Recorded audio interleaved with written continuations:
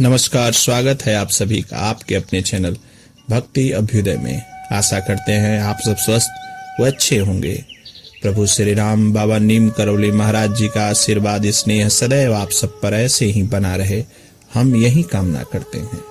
परम पूज्य गुरुदेव महाराज जी कहते हैं, याद रखो तुम अकेले आए हो और अकेले ही जाओगे।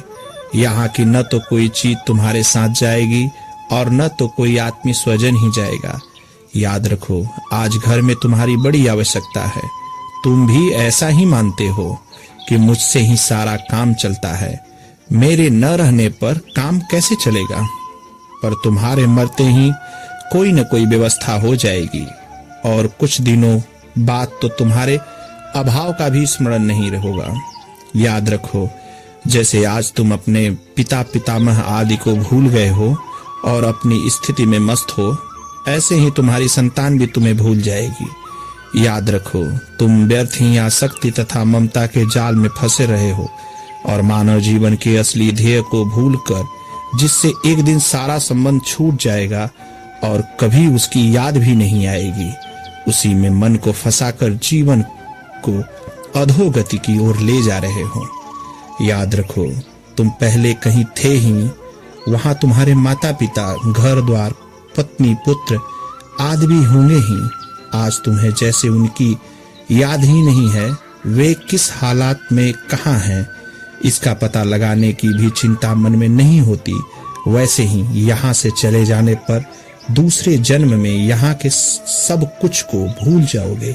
याद रखो अनित्य और काल्पनिक होने पर भी जब तक तुम्हारी इसमें ममता और आसक्ति है, तब तक तुम्हारी कामना वासना नहीं मिट सकती, एवं जब तक कामना वासना रहेगी तब तक दुष्कर्म भी बनते ही रहेंगे और तब तक दुष्कर्म बनेंगे जब तक सुख का भी मुख कभी भी नहीं दिखेगा।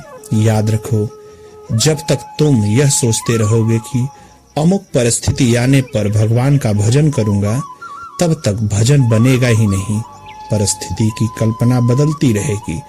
अतएव तुम जिस परिस्थिति में हो उसी में भजन आरंभ कर दो। भजन होने लगने पर परिस्थिति आप ही अनुकूल हो जाएगी। याद रखो भजन में मन लगने पर संसार के बंधन स्वमेव शिथिल हो जाएगा, भगवान में ममता और आसक्ति हो जाएगी। तब घर परिवार, धन संपत्ति, यश मान आदि की हथकड़ी बेड़ियां अपने आप कट जाएंगी। फिर इसके लिए कोई अलग प्रयास नहीं करना पड़ेगा। याद रखो जगत से भागने की चेष्टा करोगे, इसे छोड़ने जाओगे तो वह और भी जकड़ेगा। इसे छोड़ने का प्रयत्न छोड़कर भगवान में लगाने का, सब प्रकार से लगने का प्रयत्न करो। भगवान की रूप माधुरी की जरा सी झांकी मिलते ही भोगों के रूप सौंदर्य का, सुख विलास का स्वप्न तत्काल भंग हो जाएगा। फिर इस ओर झांकने को भी मन नहीं करेगा। याद रखो मानव जीवन अजगरों की भांति लंबे काल तक नहीं रहता। फिर इस समय तो बालक तथा तरुण भी सहसा मृत्यु के शिकार होते जा रहे हैं। अतएव बुढ़ापे की प्रतीक्षा न करते हुए तुरंत भजन में, भगवत मार्ग में लग जाओ। यह अवसर हाथ से निकल गया तो पीछे सिवाय पछताने के कोई भी उपाय नहीं रह जाएगा। याद रखो भगवान ने तुम पर कृपा करके संसार सागर से तरने तथा भगवान का प्रेम प्राप्त करने के लिए सारे साधन सुलभ कर दिए हैं। इन साधनों को पाकर भी यदि तुम असावधान रहोगे और इनके लाभ नहीं उठाओगे तो तुम्हारे समान मूर्ख दुनिया में और कोई नहीं है। सभी भगवत प्रेमियों को जय सीताराम, जय बाबा नीम करौली।